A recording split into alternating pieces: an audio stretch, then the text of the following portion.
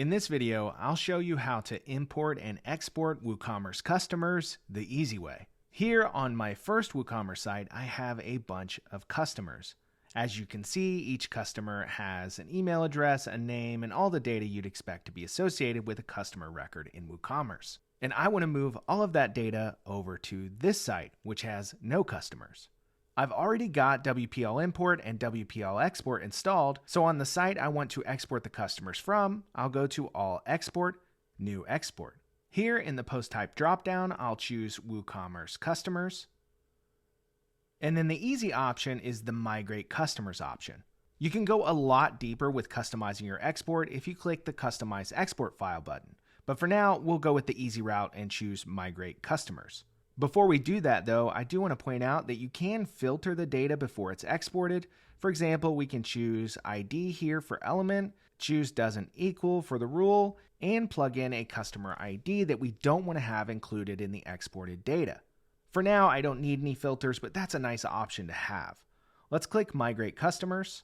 All the best defaults are chosen for us, but there are a few configuration options you can choose here. I'll click Save and Run Export. Now I just need to download the bundle, save it to my computer, and go over to my target site where I want to import these WooCommerce customers. We'll go to the WordPress admin menu and go to All Import and choose New Import. Now we just need to upload the file that we just exported. We'll grab that and click Open.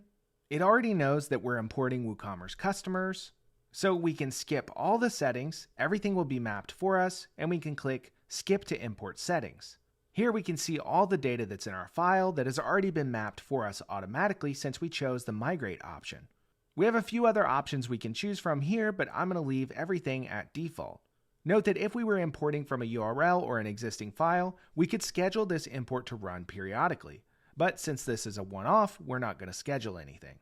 There are also a few advanced settings we can choose from here, such as how many records per iteration will be processed, and a few other things, none of which we need to tweak.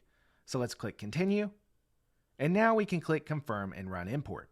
After a few seconds, you can see that all 25 customers we exported from our other site have now been imported into WooCommerce.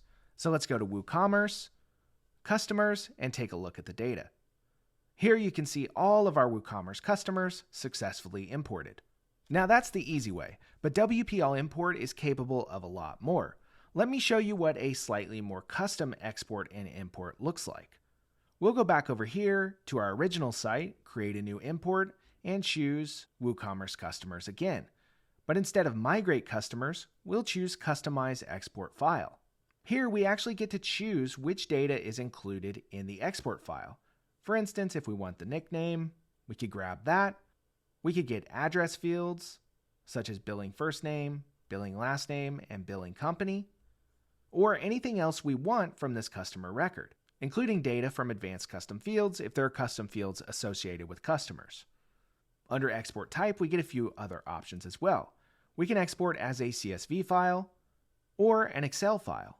We can also choose to create a feed, either a simple XML feed or a custom XML feed. We'll stick with CSV for this example. Now let's click Continue. Here we have a few options for how the export is going to run, but then we can go ahead and run our export. This time we'll grab the CSV instead of the bundle. And now we can jump over here and run a custom import. We'll go to All Import, New Import, and we'll upload the file we just created. Now we have the choice of what kind of post type we want to import this as. Normally, you'll want to import it as, of course, WooCommerce customers, but you could import these customers as posts, pages, or any other post type. We do have the option to create filters to control what's actually imported, but for now we'll go straight to Setup Import. Here you can actually map the data. For example, we have this nickname data for each customer, and we need to store it in one of the fields. So let's open up Other Customer Info, and we just drag and drop that data into the field where we want to put it. It works the same way with all of the other customer data that you've chosen to export, and all of the customer fields are available, including billing and shipping info, other customer info, and even custom fields. Another nice feature of these custom imports is the function editor. This allows you to process all of the WooCommerce customer data that you're importing via PHP before it's put into your database.